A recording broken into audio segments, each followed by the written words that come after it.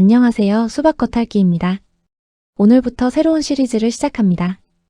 헤로도토스가 페르시아 전쟁의 이야기꾼이었다면 오늘 우리가 만날 역사가는 그 전쟁 직후 무너져 내린 그리스 세계를 기록한 사람입니다.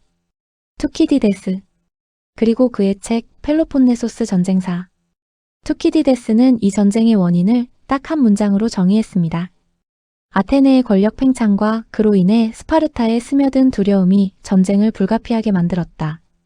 오만한 팽창과 그것을 바라보는 자의 공포. 이 두 감정이 27년에 걸친 동족상잔의 비극을 만들어냈습니다. 기원전 431년 그리스 세계는 두 개의 블록으로 쪼개져 있었습니다. 에게해와 이오니아 해안을 장악한 아테네의 델로스 동맹. 그리고 펠로폰네소스 반도를 중심으로 한 스파르타의 펠로폰네소스 동맹. 같은 언어, 같은 신을 섬기는 사람들이 왜 이렇게까지 달라졌을까요? 오늘 1편에서는 전쟁 자체보다 먼저 두 국가가 어떻게 이토록 다른 세계를 만들어냈는지를 살펴봅니다. 군사 기술이 정치를 어떻게 바꾸는지, 그리고 내부의 공포가 외교를 어떻게 망가뜨리는지. 이 두 가지가 오늘의 핵심입니다. 아테네가 어떻게 민주주의 국가가 되었는지를 설명할 때 대부분은 클레이스테네스의 개혁이나 페리클레스의 연설을 먼저 떠올립니다. 하지만 오늘은 조금 다른 지점에서 시작해보려 합니다. 배 한 척에서요. 3단 노선. 길이 약 37m, 폭 5m. 뱃머리에는 청동 충각이 달려 있습니다. 이 배의 전술적 목표는 단순합니다. 적선의 측면을 들이받아 구멍을 뚫는 것. 배 자체가 거대한 고속 발사체입니다. 이 배를 움직이는 건 170명의 노잡이입니다. 3단으로 교차 배열된 채 양쪽 현에 빼곡히 앉아 있습니다. 갑판위 무장 병력은 고작 14명에서 15명. 이 배는 백병전을 하러 가는 게 아닙니다. 노잡이들을 지키면서 적선을 들이받으러 가는 겁니다. 3단 노선의 핵심은 속도입니다. 순간 최고 속도 9노트, 시속 약 16km. 이 속도로 두 가지 전술을 구사했습니다. 디에크 플러스. 적진 중앙을 고속으로 돌파한 뒤 급선회에 호미를 타격합니다. 페리플러스. 적진 외곽을 우회에 포위합니다. 둘 다 전제 조건은 하나입니다. 170명이 완벽한 박자로 노를 젓는 것. 그런데 이 최강의 무기에는 치명적인 약점이 있었습니다. 경량 목재로 만든 선체는 바닷물을 흡수하면 무거워져 속도가 뚝 떨어집니다. 그래서 매일 밤 배를 육지로 끌어올려 건조시켜야 했습니다. 선체가 가벼워서 140명이면 인양이 가능했다고 합니다. 이 말은 곧 아테네 함대는 항상 육상 보급기지에 붙어 있어야 했다는 뜻입니다. 나중에 시칠리아에서 이 약점이 치명적으로 작용하게 됩니다만 그건 훗날의 이야기입니다. 자, 이제 핵심 질문입니다. 170명의 노잡이는 누구였을까요? 중장보병 장비를 자비로 구입할 수 없었던 아테네 최하층 무산시민 테테스 계급이었습니다. 토지도 없고 재산도 없는 사람들. 그런데 아테네 제국의 안보가 바로 이들의 노동력에 전적으로 의존하게 된 겁니다. 선단이 커질수록 테테스의 숫자가 늘어납니다. 민회에서 다수를 차지하게 된 이들은 자연스럽게 자신들에게 지속적인 고용과 임금을 보장하는 정책을 지지했습니다. 해양 팽창, 제국주의, 더 많은 배. 이것이 아테네 급진 민주정의 경제적 엔진이었습니다. 민주주의가 배를 만든 게 아니라 배가 민주주의를 만든 겁니다. 이 구조를 가장 잘 이해한 정치가가 테미스토클레스였습니다. 기원전 483년 라우리온 은광에서 막대한 수익이 나자 그는 이 돈을 시민들에게 나눠주는 대신 3단 노선 200척 건조에 쏟아부었습니다. 2년 뒤 살라미스해전에서 페르시아 함대를 괴멸시킨 것이 바로 이 배들이었습니다. 그리고 그 승리의 노잡이들은 전부 테테스였습니다. 페리클레스가 집권하던 기원전 460년에서 429년 아테네의 민주정은 절정에 달했습니다. 민회는 매달 열렸고 모든 성인 남성 시민이 발언권을 가졌습니다.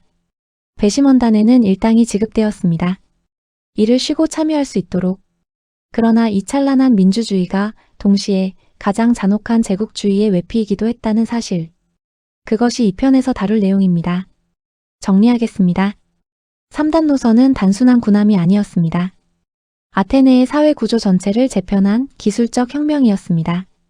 바다가 아테네를 먹여 살렸고 그 바다를 지킨 하층민들이 아테네 민주정의 주인이 되었습니다. 그리고 그 민주정은 더 많은 바다를 원했습니다. 아테네가 바다를 통해 하층민의 에너지를 제국으로 승화시키는 동안 펠로폰네소스 반도의 내륙 깊숙한 곳에는 전혀 다른 방식으로 권력을 조직한 국가가 있었습니다. 스파르타. 고대 그리스에서 가장 강력한 육군을 보유했던 도시국가. 그런데 이 최강의 군사 국가를 만든 것은 단순한 호전성이 아니었습니다. 내부에서 끊임없이 들끓는 공포였습니다. 스파르타의 전술적 근간은 팔랑크스 밀집 방진입니다. 8열 이상의 병사들이 어깨를 맞대고 촘촘히 늘어섭니다. 각자 길이 2m가 넘는 창을 들고 원형 방패 아스피스로 자신의 왼쪽 몸과 좌측 전후의 오른쪽 몸을 동시에 보호합니다. 혼자 싸우는 게 아닙니다. 대오 자체가 하나의 생명체입니다. 두 방진이 충돌하면 오티스모스가 시작됩니다. 방패로 밀어내기. 전위의 병사들이 맞부딪히면 후열의 병사들이 앞사람의 등을 방패로 밀어 집단적 압박을 가합니다. 크세노폰이 기록한 기원전 394년 코로네아 전투는 방패와 방패가 맞부딪히며 압박하는 순간을 실제로 묘사합니다. 대오가 무너지는 순간 방진은 학살의 현장이 됩니다. 이 대오를 유지하는 데 필요한 것은 무기가 아니었습니다. 인간이었습니다. 정확히는 인간이기를 포기한 전사였습니다. 그것을 만드는 시스템이 아고게입니다. 7세에 시작해서 29세까지 22년 스파르타 국가가 한 남성의 인생 전부를 소유합니다. 7세부터 17세 파이데스 시기. 이 아이들은 12세가 넘으면 1년의 겉옷 한 벌만 지급됩니다. 침구는 유로타스 강에서 갈대를 맨손으로 꺾어 직접 만들어야 합니다. 식량은 의도적으로 부족하게 배급됩니다. 부족하면 도둑질하면 됩니다. 단 들키면 가혹하게 매질당합니다. 들킨 죄가 아니라 들킬 만큼 서툰 죄로. 18세가 되면 일부 엘리트 청년들은 크리테이아에 선발됩니다. 국가가 운영하는 비밀경찰입니다. 임무는 헬로트, 농노 계급 중 가장 건장하고 반항적인 자들을 밤낮으로 감시하고 합법적으로 암살하는 것. 청년에게는 실전 살인 경험을, 농노에게는 절대적인 공포를. 이것이 스파르타가 내부 질서를 유지하는 방식이었습니다. 아고게 안에는 나이든 전사 에라스테스와 그가 후원하는 젊은 소년 에로메노스 사이의 제도적 유대 관계가 자리 잡고 있었습니다. 플루타르코스는 이를 명예심을 고취하는 깊은 결속으로 묘사했고 크세노폰은 순수한 영적 결합이라 주장했습니다. 그 진위와 무관하게 이 유대는 방진 안에서 전우를 위해 목숨을 버리는 맹의를 만들어냈습니다. 크세노폰의 기록에 따르면 스파르타 보병의 붉은 망토는 두 가지 이유로 채택되었습니다. 첫째, 피를 감추기 위해. 둘째, 여성의 복장과 가장 이질적으로 보이기 위해. 아고게를 통해 길러진 스파르타 전사는 개인의 인격이 제거된 채 오직 국가를 위해 복무하는 인간 무기로 변모합니다. 여기서 잠깐 정리하겠습니다. 아테네는 바다가 하층민을 부상시켜 민주정을 만들었습니다. 스파르타는 육지에서 농노를 착취하며 전사 국가를 유지했습니다. 두 체제 모두 내부의 구조적 논리에 의해 작동했습니다. 그리고 그 구조는 두 국가를 필연적으로 충돌로 몰아갈 것이었습니다. 군사 구조가 달랐다는 것만으로 전쟁이 설명되지는 않습니다. 두 국가는 어떻게 내부 권력을 통제했을까요? 그리고 그 방식의 차이가 어떻게 외교를 파탄냈을까요? 아테네 민주정의 심장은 민회였습니다. 성인 남성 시민이라면 누구나 참석해 발언하고 투표했습니다. 직접 민주주의. 그러나 이 열린 체제에는 항상 그림자가 있었습니다. 뛰어난 연설로 대중을 현혹하는 선동가가 권력을 독점할 위험. 아테네는 이 위험을 어떻게 막았을까요?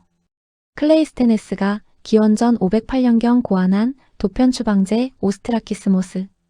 시민들은 도자기 파편 오스트라콘에 추방하고 싶은 인물의 이름을 적어냅니다. 최소 6,000표 정족수를 넘기면 가장 많은 표를 받은 한 명이 10년간 추방됩니다. 재판도 없이, 항변도 없이. 단 재산은 유지됩니다. 시민권도 유지됩니다. 실제로 이 제도의 희생자들을 보면 모두 당대 최고의 권력자들입니다.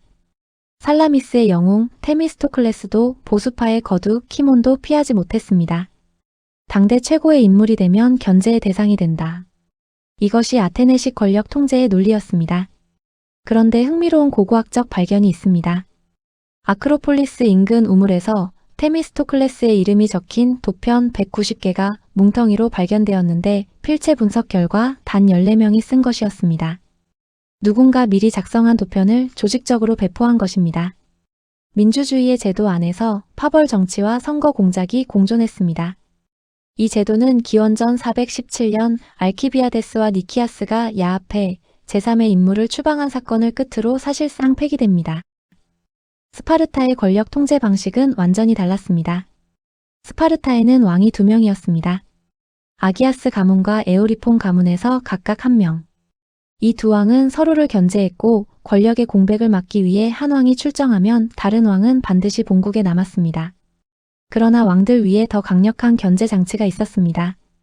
민회에서 선출되는 1년 임기의 5인 감독관 에포로이. 이들 중 2명은 항상 왕의 원정에 동행하며 작전 지휘를 감시했습니다. 왕이 국익을 거스르는 결정을 내리면 귀국 후 재판에 회부할 수 있었습니다. 스파르타의 왕은 종신 야전 사령관이었지만 동시에 헌법에 철저한 노예였습니다. 스파르타 체제의 경제적 기반이자 영원한 약점. 헬로트입니다. 기원전 8에서 7세기 스파르타는 인접 메세니아를 정복하고 주민들을 농노로 만들었습니다. 플라타이아 전투 기록에 따르면 스파르타 시민병 5,000명이 출전할 때 헬로트 경보병 35,000명이 동행했습니다. 지배 계급 1명당 피지배 계급 7명. 스파르타의 모든 전략적 판단은 이 숫자의 그늘 아래 있었습니다. 기원전 464년. 규모 7.2로 추정되는 대지진이 스파르타를 강타합니다. 타이게투스 산맥의 단층이 움직였고 스파르타 시가지는 폐허가 되었습니다. 메세니아의 헬로트들은 이 기회를 놓치지 않았습니다. 이톰의 산의 요새를 구축하고 대규모 무장 봉기를 일으켰습니다. 제3차 메세니아 전쟁. 스파르타 단독으로는 진압이 불가능한 수준이었습니다. 스파르타는 헬라스 동맹국들에게 구원을 요청했고 아테네의 보수파 지도자 키모는 민회의 반대를 무릅쓰고 중장 보병을 이끌고 이톰의 산으로 향했습니다. 그런데 아테네 군대가 도착하자 스파르타 지도부는 갑자기 태도를 바꿨습니다. 아테네인들의 진취적이고 혁신적인 기질이 오히려 반란군에게 동조할지 모른다는 공포. 스파르타는 다른 동맹군들은 남겨둔 채 아테네 군대만을 특정해 퇴각을 요구했습니다. 공개적으로 모욕당하고 귀국한 키모는 분노한 아테네 민중들에 의해 곧바로 도편 추방됩니다. 그리고 아테네는 스파르타와의 동맹을 파기하고 적성국 아르고스 및 테살리아와 새로운 방위 조약을 맺습니다. 제1차 펠로폰네소스 전쟁의 서막이었습니다. 전쟁의 씨앗은 전장이 아니라 불신과 공포에서 싹 텄습니다. 정리하겠습니다. 아테네의 팽창은 바다를 따라 끝없이 외부로 향했습니다. 스파르타의 에너지는 헬로트라는 내부의 적병을 감시하느라 안으로만 소진되었습니다. 아테네는 팽창의 오만에 빠졌고 스파르타는 현상 붕괴의 공포에 갇혔습니다. 투키디데스가 말한 전쟁의 진짜 원인 이미 여기서 완성되고 있었습니다. 투키디데스는 묻습니다. 이 전쟁은 피할 수 있었을까요? 두 국가 모두 전쟁을 원하지 않았습니다. 스파르타는 두려웠을 뿐이고 아테네는 멈추는 법을 몰랐을 뿐입니다. 그리고 그 두려움과 무지가 만나는 지점에서 27년의 전쟁이 시작됩니다. 다음 편에서는 아테네가 어떻게 자유로운 동맹을 착취적 제국으로 바꿔나갔는지 델로스 동맹의 변질을 다루겠습니다. 오늘 영상은 여기서 마치겠습니다. 수박 겉핥기였습니다. 구독과 좋아요는 다음 편 제작에 큰 힘이 됩니다. 댓글로 여러분의 생각을 남겨주세요.